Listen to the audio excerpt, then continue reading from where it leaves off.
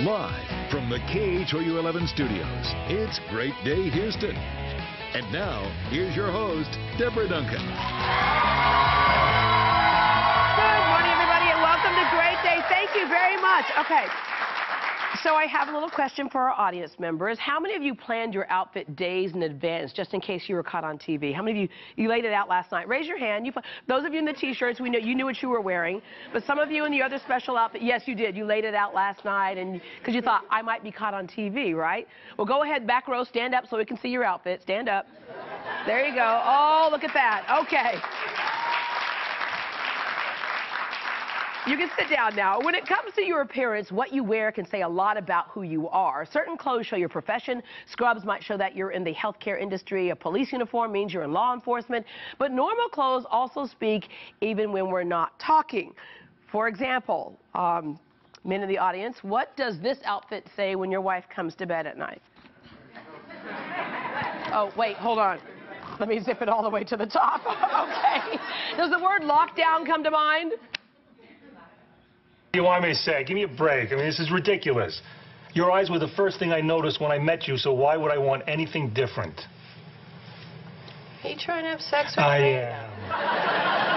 Good night, Ray. All right, you know what? I wish I could say that I don't like your eyes, but sex or no sex, your eyes are beautiful. So sweet dreams. Still trying? Yeah. Well, whether you're dressing for your partner or vowing to be the belle of the ball, who are you dressing for, and does it really matter? Here with the naked truth about what we wear, please welcome certified sex therapist and relationship expert, Emily Diala. Hello there, Emily. Thank you so much for having me. You are welcome. They are cute, though, don't you think? They with the are little pretty pink cute. We do. For an all-girl slumber party, maybe. No, I'm gonna wear a Victoria's Secret for my all-girl summer party. Oh. Not the sexy stuff, but be cuter than the rest of the girls, right? Fair enough. Fair enough. Okay. So we do say a lot without speaking, and that's sometimes part of the problem is that we don't communicate directly and honestly. Right. I think it's important to think about what message you're trying to convey, and our wardrobe is one of the first things people notice is what you have on. So, you have to think it reflects what kind of thought processes you're having, what message you're wanting to communicate both to your, co-workers, your romantic partner, your friends. And so I think it's important to think about what we put on in the morning. Yeah, because that, when you start out, when you first get married, you're like wearing all the cute stuff and everything, and then it just gets to be like kind of, cumbersome. And these are comfy, okay? If you allow it to get to that point, I do think all relationships take work. I mean, I get couples in my office all of the time, and I get them one-on-one, and I start asking them these kinds of questions, and both men and women will say, I miss the days where my partner put a little bit of extra effort into things that they were wearing. Humans are very visual. We notice these things, so it is important. Yeah, all right. So speaking of the couples that you work with, if you have a relationship issue or question, you can give us a call now. It's 713-284-1055. 713-284-1055. She can address any relationship issue that you might want a little guidance on. And if you, even over the phone with anonymity, don't want to say, who you are, you can say you're asking for a friend or a family member. Okay, so generally, who do we dress for? Sometimes women, we get so gussied up, and our partners don't care what we step out of the house in. They don't understand. Yeah. I think some women tend to dress for other women, maybe those who are trying to make more of a fashion statement or stay on top of the trends. I mean, sometimes I'll see something and the guys are like, I have no idea what you're trying to do right now, but I guess it looks cool. They don't know. Yeah. Whereas other women really do try to dress to get a guy's attention. Other women really just dress for themselves and for comfort. So, I think all of them are okay within moderation. It's interesting because a lot of the surveys that have been done, like women might think dropping the cleavage and hiking the skirt might be what gets a guy's attention.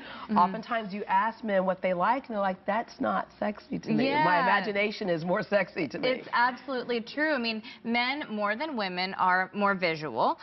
So I think, they are going to probably notice things that show off your curves, show off your figure a little bit, but you do not have to go for the full cleavage or have the skirt hiked all the way up. A lot of them do want a little something left to the imagination. Yeah. All right, let's get to our kids because we kind of set the example for them. And it used to be when I was a little girl, I had little girl clothes. Yeah. Lemon Frog from Sears. Okay, that's the chubby section, I think. It was like, but you know, we had little girl clothes until you pretty much got into your tween years and things started shaping out a little bit differently. But today, it's like you'll find a 6-month-old outfit, like a midriff top, right? You baby. do. I mean, I remember when I was growing up, we got to wear high heels when we were playing dress up at home, and that was pretty much it. Now I see little girls walking around in the mall with these little heels on, and I'm just like, we're not letting them be children anymore. We're turning them into adults too early, and I think especially with girls, there's an over-sexualization that's happening with them, especially taking into consideration the kinds of things that they're seeing on TV. You know, we're teaching these little girls Cyrus and her twerking and the whole stuff like that. Because, you know, at the same time that we go, whoa, that's a little way too much, they're going, she's famous, she's cute, and guess what? She has a whole lot of money. Let me twerk my way to a few million. Right, I know. We're teaching our girls that you can capitalize and get attention on their sexuality as opposed to their intellect. Yeah, and oftentimes what happens is those girls that we know who have low self-esteem, oftentimes that tumbles over into sex because they will equate sex with love. Right. As we've talked in here a little bit before, you want to have strong self-esteem, not other esteem, okay? So you want your sense of worth to come from within rather than from outside attention, and that's really up to the parents to teach. You know, but by encouraging them to, you know, perfect their twerking skills, we're not exactly doing a good job of that. So unless you are Miley and you are bringing home $71 million or 82, whatever she did, then no. All right, the other thing too is kind of dovetails into that whole sense of what we wear and feeling a sense of belonging or feeling better than. We talked a little bit about this before. I had a mom who was really concerned about her daughter or kids wanting designer clothes. Not because, hey, I really like that. It just happens to be this designer. But I want to belong, and I got to have this to belong. Yeah, and so you want to help your kid feel comfortable in what they're wearing. I mean, the good thing is a lot of the lower-end retail stores like Walmart, Target, you know, designers are doing lines for those stores that are much more affordable, so you can still get kind of cool style and pay, you know, a much lower cost, and kids feel good about that. But I think it's equally important to, you know, encourage them to, you know, feel comfortable and a sense of belonging through other ways. Yeah, like clothes don't make the man. If you like this, that's fine. No, they're going to like what's on the inside. Yeah. All right, we have Michelle on the line this morning. Good morning, Michelle. Good morning. What's your question for Emily? Well, she said I could only ask one. I had two, but I'll ask one. I will let you ask two. You just go right ahead. Okay. The first question I had was if both partners have a mother that's kind of controlling, how do you get past that so that you have a good relationship both with your mother and your partner? And the second question is, if you're in the middle of sex and everything's going really, really good, and then all of a sudden both of you start thinking on other things, how do you get past that so that you can have a good sexual relationship? You mean if you start marking off your to-do list in the middle? It happens, it happens. You know, that's what I call multitasking. Okay, so first off, controlling mothers on both sides. Yeah, so that is a challenge. You know, in-laws are one of the top things that couples argue about. Boundaries, boundaries, boundaries, and maintain respect. Right. You know, it can be really challenging for people who have a really strong relationship with one of their parents, and of course also you being their primary romantic partner, and when there's conflict between the two of you, that can, you know, essentially create problems in the relationship. You know, so I think there is a way to honor both relationships while maintaining respect, but the key is having healthy boundaries and a good therapist to help you with that. Yeah, but you're right, because there's a reason why they may acquiesce or, you know, kind of go. And people sometimes there's a reason why the moms do that. Yeah, they play both sides of the fence. So they're telling mom one thing, but they're telling me one thing, and so that can create tension as well. And my son and I kind of have like a little code word when he feels like I might be a little too overbearing. He'll just go, "Hey, mom." And he just kind of does that. I'm like, well, the reason why you can't do this. See, that's good. He's starting early. Oh, yes, he is, because I can't say I won't be butting into his relationship one day with his wife. But anyway, all right. We have Maria on the line right now. Good morning, Maria. Maria? Yeah? Hi, we're here to solve your issue, Maria. I I try to get my husband to be frisky. I've been married 39 years. Yes. And I can put on something sexy and he still doesn't click on him. And I sleep naked most of the time. Oh. But he still doesn't do anything for him. Would you like to borrow these, Maria? All right. Would I like to borrow one? Oh, the pajamas that I have on right now. Maybe, maybe that'll do it right there. But no, and it's interesting because oftentimes people think that it's always the male who's wanting it and the female who's like putting it off. Yeah. And she's, Not the trying case. to bring back that spark. Yeah. Could be underlying issues. It could. Good for you for making the effort. A lot of people may say, well, you know what, he doesn't want any more, so I'm just going to back off. What's the point?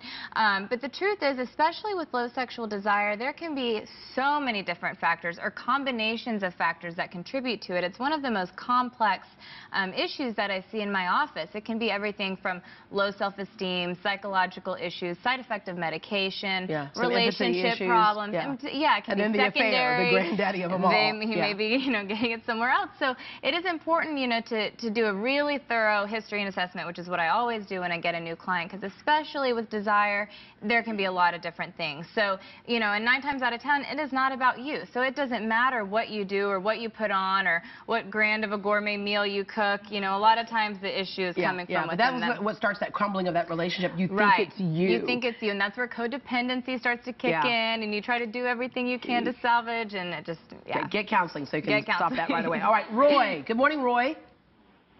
Hello, good morning. What's your question? Yeah, I just want to ask that which is more important in a relationship, romance or finance? Romance or fire? Is that what you said? Yeah, romance or finance. Oh, romance or finance? Yeah. What's the question? What's more important in a relationship, romance or finance? Well, good jewelry can get you romance, so romance or finance? How many people have you spoken to who are married to someone who is wealthy that they're not in love with, and it just doesn't satisfy? It doesn't work. There's always something missing. And I think women tend to be a little bit more detail-oriented than men, so they're more likely to appreciate a note left on the pillow in the morning, or, stopping by the corner store even and picking up some flowers, and doing those kind of thoughtful things can really go a long way, and you do not have to spend a ton of money to do that. Yeah, you want to be, financially stable. Right, I think everyone wants that. But at the end of the day, do you have to have millions? No. Does that make you somebody that somebody would love you more? I know we joke about that. You know, the first time you get married for love, second time for money, those type of jokes like that. But at the end of the day, it has to be somebody that you care for. Right, exactly. All right. Emily, thank you very much. For more love and relationship advice from Emily, just log on to greatdayhouston.com.